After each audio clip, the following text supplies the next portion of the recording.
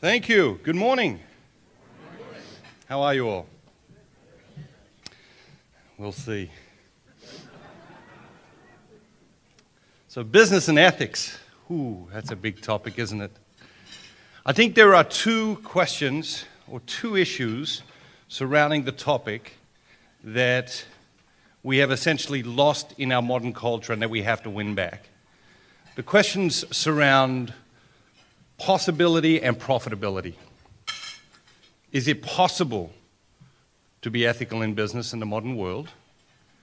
And is it profitable to be ethical in business in the modern world? These are the two questions.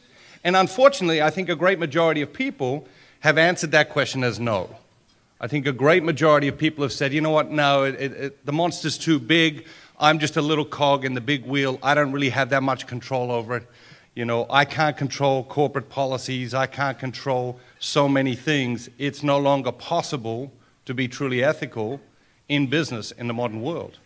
And of course, a great many others have decided, you know what, it's no longer profitable to be ethical in business in the modern world. And so they are the two issues that essentially have to be dealt with: possibility and profitability.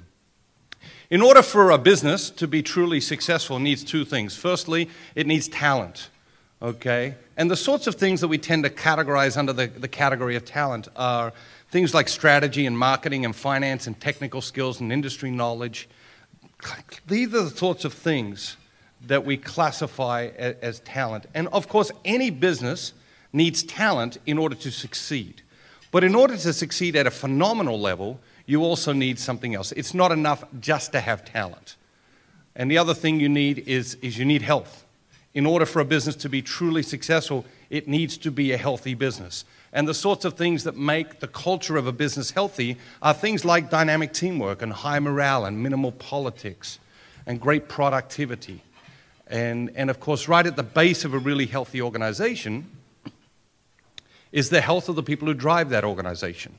Not just physical health, but whole person health, physical, emotional, intellectual, and spiritual health of the people who drive your business have more impact every day on strategy than the best strategist in the world.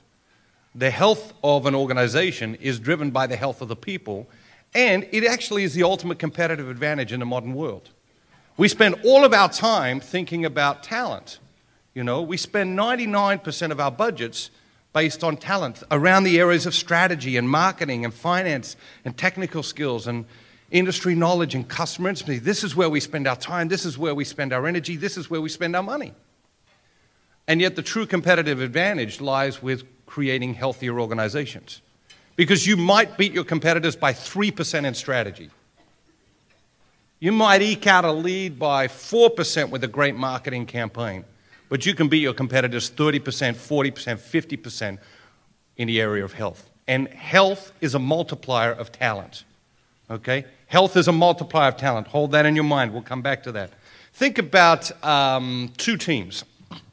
Let's say I say to you, okay, you can have as much money as you want. Go out and hire all the best people in your industry and put all the best people in your industry on this one team. You know, and so you will go out and hire people who are 10 out of 10 every time. You'll go out there, doesn't matter how much it costs, we just go out and we'll buy talent. 10 out of 10 talent, we'll put all of that 10 out of 10 talent on a team. We'll call this Team A. 10 out of 10 talent. You get that sort of talent together, chances are you've got a lot of egos bouncing around, then you've got to try and organize the talent, get the talent to play nice together, you know, so... Yeah, you know what I mean. So maybe that team scores 10 out of 10 for talent, but only 3 out of 10 for health. Because a lot of egos bouncing around, a lot of infighting, a lot of politicking. 10 out of 10 for talent, 3 out of 10 for health. Overall team score, 30. Now let's take another team.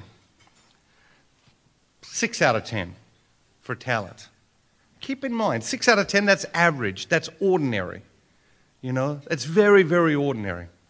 I'm involved in a lot of hiring for our business, the consulting business, for Dynamic Catholic, the nonprofit, and then for clients of Floyd Consulting. I'm involved in a lot of hiring. We've got a lot of ways that we hire people. We've got a lot of metrics we use. We've got a lot of systems we use. We've got a lot of structures we use. But I got this really simple thing. When I'm interviewing people, at the end of the interview, I give them a score between 1 and 10 on the back of their resume.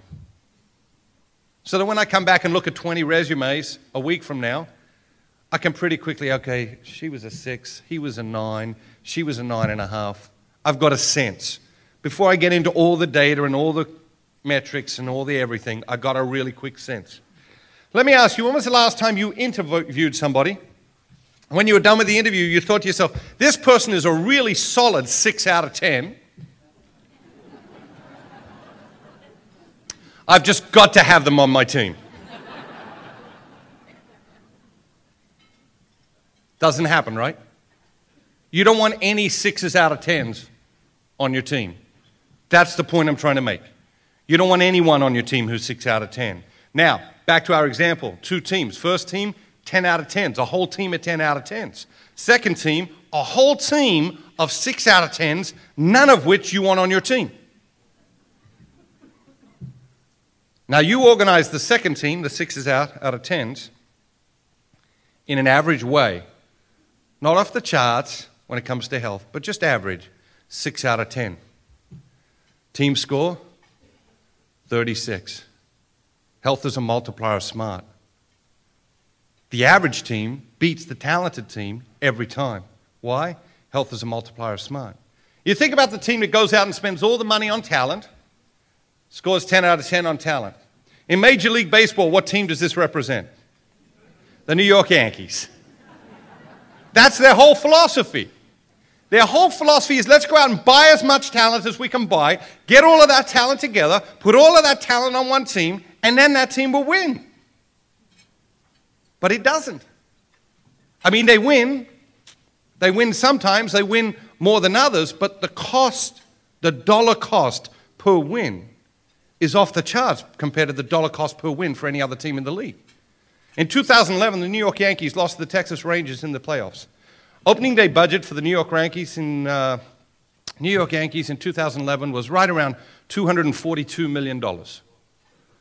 Opening day talent budget for the New York Yankees in 2011 was $242 million. Opening day talent budget for the Texas Rangers in 2011 was $44 million. The Yankees lost. How does that happen? How does that happen? And what does that feel like in the owner's box? Seriously, you've spent $240 million on a team and you have it handed to you by a team that costs $40 million. What does that feel like? And not only that, even if you win, how can you actually enjoy that? You outspent the other team 6-1. How is that a win? Health is a multiplier of talent. How does Texas... Look at Tampa Bay. I think they've been in the playoffs 4 of the last 6 years, never with a budget more than $75 million. How do they do that? They realize, hold on a minute, we don't have all the money in the world. You know, we can't go out and buy all the talent we want to buy. So we have to be very careful about the talent we buy. And the talent we buy is going to be healthy talent. The talent we buy is going to be talent that's healthy, that's committed to creating a healthy team. Why? Health's a multiplier talent. Health is a multiplier talent. It's not just a nice add-on. What essentially happens in business is when business is tough, we strip away all health efforts. When business is tough, many businesses turn a blind eye to ethical issues. And then when business gets good, organizations tend to say, who are we? What are our values? It's like coming to confession. Seriously, it's like coming to confession. They realize we're lost. We don't know who we are. We've lost our soul. So when things get good, they think to themselves, okay, who are we? What are our values? What are our ethical standards? And of course, coming to that kind of confession gets them to realize that they are in a dark place, and so they deploy some initiative to become healthy, to create a healthier organization. Only everybody in the ranks realizes that as soon as things get tough again, the only thing they're going to worry about is the bottom line. And so it's an exercise in futility. In order for us to live ethical lives, in order for us to run ethical businesses, our values have to be our values, whether we win or lose. Our values have to be our values, whether we're profitable or unprofitable. Otherwise, nobody takes them seriously, internally or externally. Health is the greatest competitive advantage for any business today. None of your competitors are thinking about it. Doesn't matter what business you're in. None of your competitors are thinking. They're all obsessed with marketing, strategy, finances, technical skills, industry knowledge, clarity of purpose, customer intimacy. And of course, creating a healthy environment is going to have more impact on those things than anything else. From time to time, we all get frustrated with our careers. We all get frustrated with our businesses. We all get frustrated with organizations we're involved in. There's a root frustration from which all of those things come from. When we get frustrated, people tend to think to themselves or say to their spouses or their friends or their colleagues or their boss, they tend to say this or something that resembles this. I could be doing so much great stuff, but I'm taking care of all this stupid little stuff. I could be really making a contribution, but they got me taking care of all this stupid little stuff. What are we essentially saying? Give me a healthier environment and I will contribute at a higher level. You see, most people want to contribute at a higher level. Most people don't come to work in the morning and say, gee, beautiful day. Wonder how can I contribute at a lower level today? Seriously, most people don't have that attitude. Some people do. In any population, you have a group of minimalists. Minimalism is the philosophy of a minimalist. And a minimalist is constantly asking, what's the least I can do? What's the least I can do and keep my spouse happy? What's the least I can do and keep my kids off my back? What's the least I can do and keep my job? What's the least I can do and still have enough money for retirement? What's the least I can do and what's the least I can do? Minimalism does exist, but it's a very small group of any population. Most people don't come to work in the morning and say, what's the least I can do? Or I want to contribute at a lower level. Most people want to contribute at a higher level. And your very best people, they want to contribute at a level. They want to contribute at a level that matches their talents and abilities. And what a healthy environment does, what a values-based environment does, it allows people to contribute at a level that matches their talents and abilities. That's when we feel most fully alive. That's when we're most fulfilled in our work. When we feel like, hold on a minute, I'm able to contribute at a level that matches with my talents and abilities. And your superstars, your rock stars, your all-stars, they want to contribute at a level above their talents and abilities. So how do you help somebody contribute at a level above their talents and abilities? Only two ways. Number one, give them a healthy environment to operate in. Because health is a multiplier of talent. You think about it. Sometimes somebody will join your team. Sometimes somebody will join your team and they're just a go-getter. They're just a, I'll do whatever it takes type person, you know. And you feel like with these people, you feel like for every unit of energy you put into this person, you get like 5 units of return, you know. And these are people of possibility. You say to these people, "Can we do this?" They say, "Yeah, no problem. We take care of that." How are you going to do it? Oh, we don't know yet. Just let us work it out. You do your thing. You want it done, we'll get it done. But just let us work it out. You know, they're people of possibility. Okay, but sometimes you have somebody join your team. They're all full of negative energy. For every 1 unit of resource you invest in them, you get like 0.2 unit of return. Okay, and these people frustrate you. Why? Well, it's the same reason you love the other people. You love the other people because they're multiplying your talent. Who doesn't want to have their talent multiplied? Everybody on the planet wants to have their talent multiplied. And when you have those people of possibility on your team, those people who, yeah, I'll take care of it, they multiply your talent. That's why you love having them on your team. You got these other people draining all your energy, lots of negativity. They're people of impossibility. You know, you say to them, "Can we do this thing?" "Oh, no, that won't work." "How do you know?" "I got a hunch." "Okay, what about that other thing? Can we do that other thing?" Oh, no, that won't work either. Well, how do you know? We tried that once. When? 64. Well, something might have changed since then. It hasn't. So these are people of impossibility. And they suck all the energy out of your life. Why? Because they're diminishing your talent. Nobody wants people on their team who diminish their talent. We all want people on our team who multiply our talent. And health, creating a healthy environment, creating a healthy organization, it's the ultimate talent multiplier. And you cannot create a healthy environment unless it is a values-based foundation that celebrates an ethical approach. It's impossible. You can't create a healthy environment unless it is a values-based ethical environment. And now we're not only at the core of the challenges we face in business today, but now we're actually at the core of the challenges we face as a society today. Because you cannot create a healthy environment unless it is a values-based environment.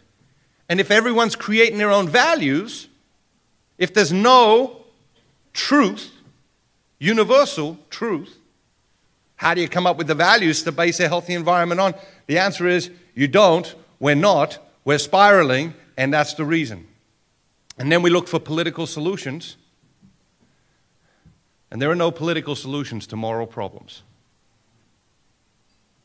Sit with it, because that's what we're trying to do. There are no political solutions to moral problems. And the only solutions to moral problems is morality, is a values-based worldview that approaches everything with an ethical standard. And so here we find ourselves not only with a problem as businesses, not only with a problem in our own careers maybe, not only with a problem as society, but with a problem that I think threatens the very existence of what most of us consider the American way of life. The bigger problem is not the lie itself. The bigger problem is not the idea that, oh, people will say, oh, it's not important that we be ethical, or it's not important that we have values, or your values and my values are different, or what you consider ethical is different from what I consider ethical. The real problem enters into the equation when people stop believing that it's actually possible to be ethical in business. When people stop believing that it is actually possible to run a business, to structure a business ethically. And that's the crisis point. Because without that belief, people don't even try. Without that belief. And here we find a connection to what I believe is the central problem within Catholicism at this moment in history. I call it the biggest lie in the history of Christianity. You see, the biggest lie in the history of Christianity is not a lie that other people tell about us as Christians. The biggest lie in the history of Catholicism is not a lie that the modern media says about the Catholic Church. The biggest lie in the history of Catholicism is a lie we tell ourselves. And here's the lie. Holiness is not possible. That's the lie we tell ourselves. The great majority of Catholics in America today don't actually believe that holiness is possible. That's the great lie, the biggest lie in the history of Christianity. Because if holiness is not possible, we're neutralized, completely neutralized, put on the sideline, done, spectators. And the great majority of us, we don't believe that holiness is possible. We believe that holiness is possible for somebody else. We believe holiness is possible for grandma. We believe holiness is possible for some bishop. We believe holiness is possible for some medieval saint. But in all seriousness, we do not believe that holiness is possible for us. And this has completely neutralized the Catholic Church. Because it's the main ball game. It's the main event. Without it, as I say, we just get sidelined. Why? Because without it, we become deeply committed to our mediocrity. Without it, we become deeply committed to doing. Rather, we become deeply committed to saying rather than doing. Or we become deeply committed to just doing all sorts of good works rather than actually becoming the person God created us to be. You know what the real tragedy is? I can disprove the lie in 90 seconds. It won't take me 90 seconds to disprove the lie that has got us all tied up in knots at this moment in history. 90 seconds. You ready? If you're ready, say aha. All right, let's say I say to you tomorrow, go out and create a holy moment. You say, what's a holy moment? I say, not a holy hour, not a holy 15 minutes, not a holy 10 minutes, just a holy moment. You say, all right, well, what is a holy moment? I say a holy moment is a moment when you're being the person God created you to be, and you are doing what you feel God is calling you to do in that moment. I say, go out tomorrow and create one of those holy moments. You say, all right, I think I've got it, but tell me one more time. I say, okay, a holy moment is a moment where you're being the person God created you to be, and you're doing what you feel God is calling you to do in that moment.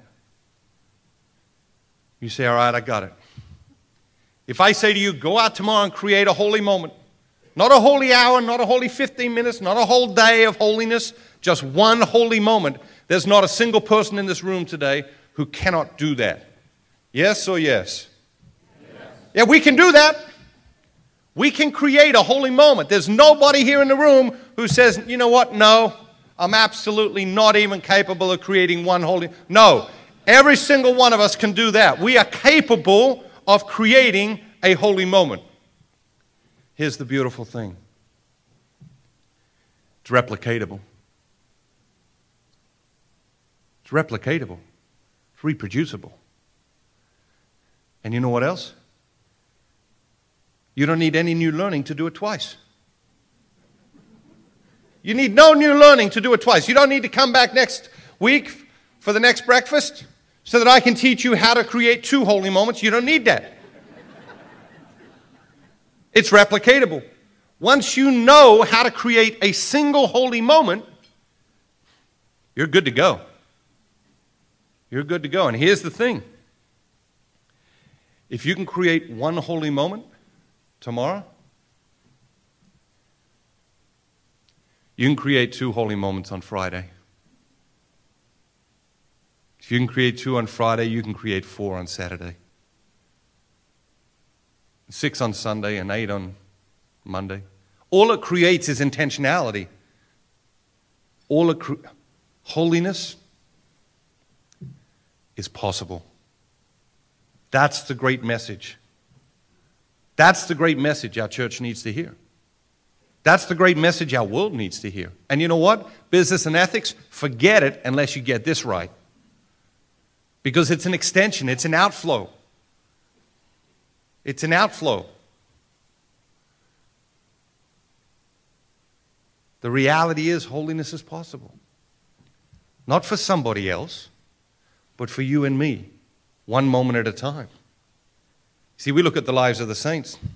We think, wow, what fabulous holy lives. The saints didn't live holy lives. The saints did not live holy lives. That's not a heresy. It's just a statement of fact. The saints didn't live holy lives. They lived holy moments. 1 at a time, 2 at a time, 5 at a time, just created all these holy moments. And guess what? You look at the lives of the saints, there are some horrific things that these guys did. So you cannot say that every minute of all their lives was holy. They didn't live holy lives. They lived holy moments, and they created enough holy moments so that all those holy moments could be strung together as a holy life. Holiness is possible. Business and ethics in business is possible.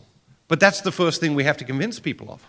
We have to convince people it's actually possible. Because until they actually believe it is possible, then they won't approach it. Until they actually believe it's possible, then they won't celebrate it. They won't go after it. They won't make it a goal. They won't make it a priority.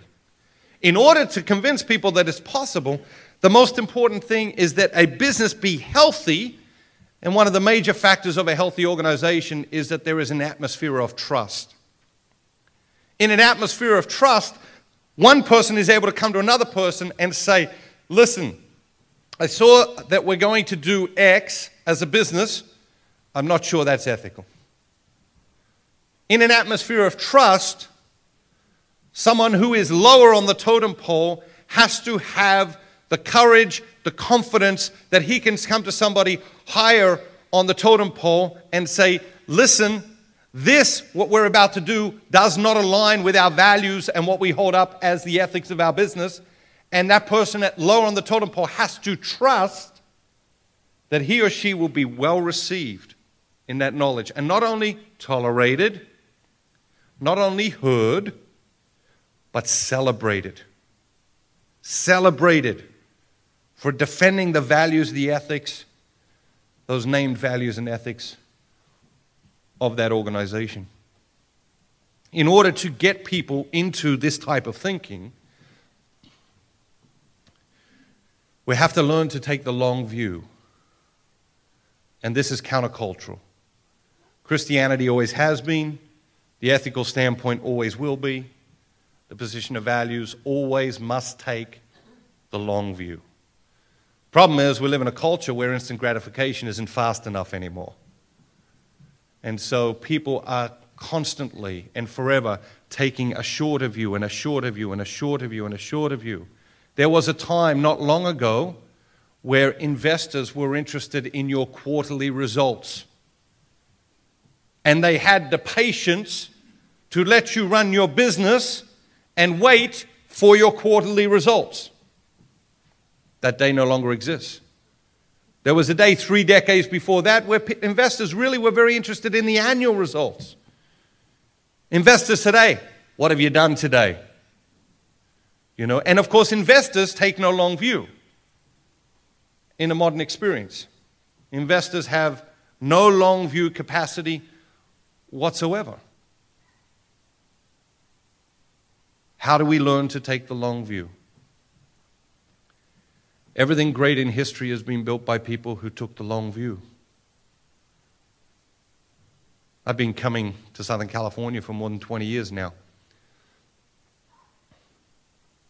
But in the last handful of years, maybe 7 or 8 years, I just really started to get the sense that something is going on here. There's something happening here. If you feel that, say, uh-huh. Yeah, there's something happening here. And you're here and you live here and you're amongst it, but I'm in different places every day. You look at the cathedral.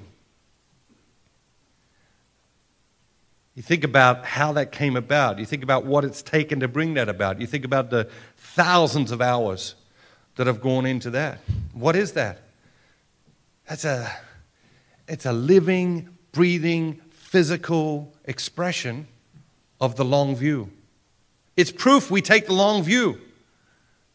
It's proof that we say, okay, yeah, we're interested in what happens today and this week and next week, but we're also interested in what happens 10 years from now, 50 years from now, 100 years from now. Nobody's better at taking the long view than the Catholic Church. Think about medieval cathedrals. Think about medieval cathedrals.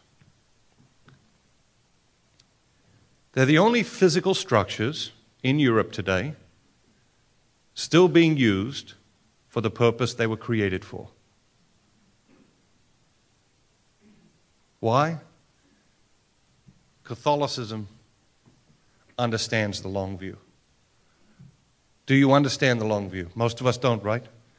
What's the first thing we do almost every morning? Universally for work, the first thing we do every morning for work, check our email. What does email do? It takes you back into yesterday. It drags you back into yesterday. And it drags you back into not opportunities of yesterday, but problems of yesterday. And not your problems of yesterday, but somebody else's problems of yesterday. And the moment they hit send, it stopped being their problem. It is now your problem.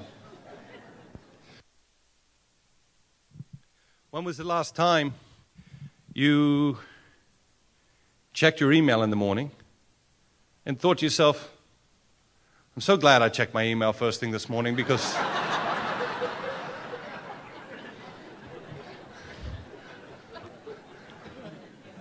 well, that, but I'm so glad I checked my email first thing this morning because now I am strategically focused for the day.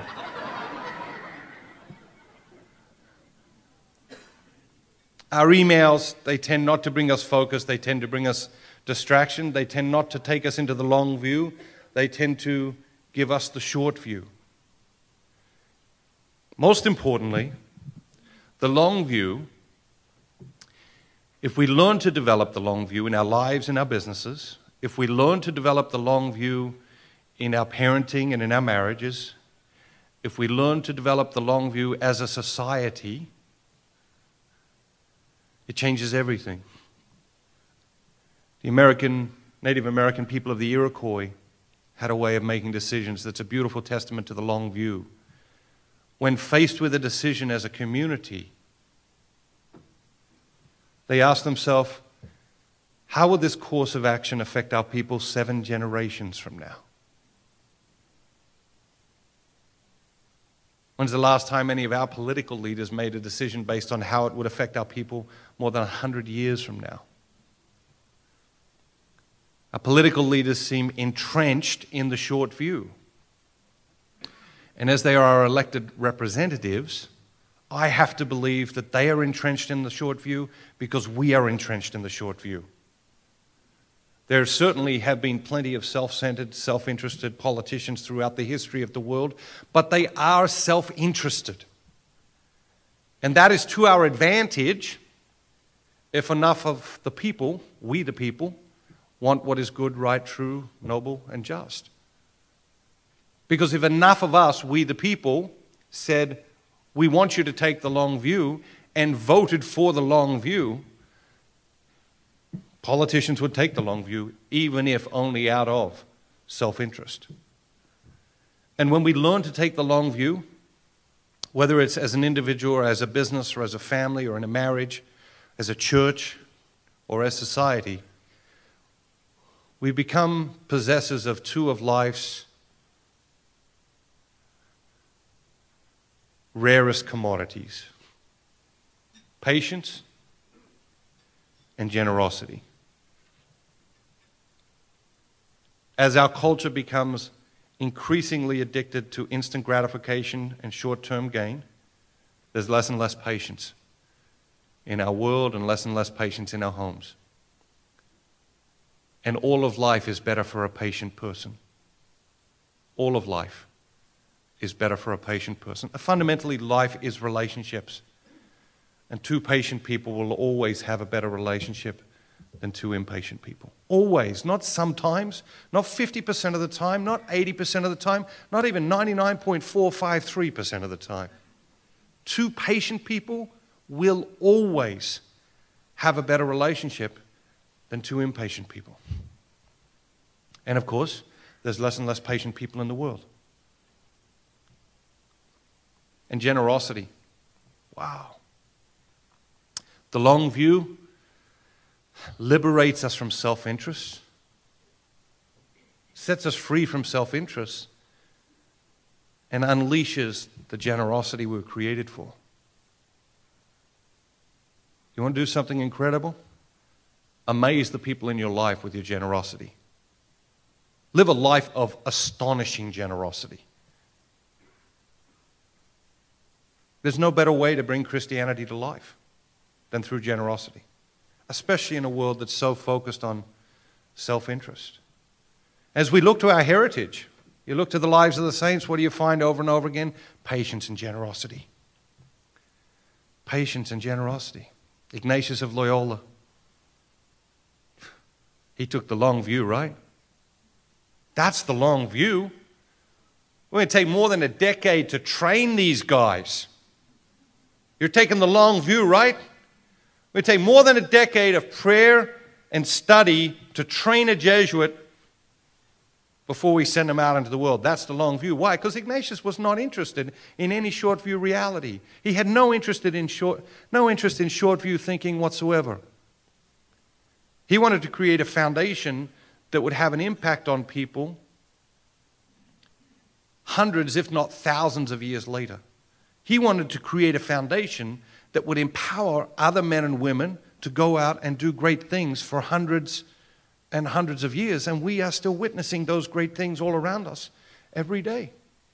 Francis of Assisi wasn't interested in the short view, had no interest in the short view whatsoever. You know, and you look at 800 years later, the influence he's still having, so much influence that a pope takes his name and his legacy for his papacy and inspires the people of his time. I had lunch with a Jewish friend of mine last week, 2 weeks ago now.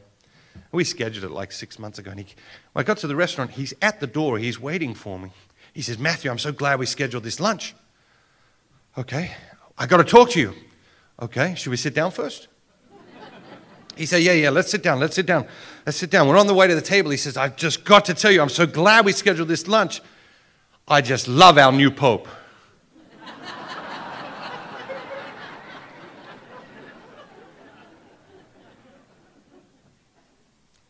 Name your favorite saints. They had no interest in the short view. They were all long view thinking. They were all committed to long view thinking. And out of that long view emerged staggering generosity and patience that comes only from the well-formed habit of pondering eternity. Business and ethics, possible and profitable? Absolutely. Absolutely. But only if we get back to our real foundations. God bless you. Great to be with you.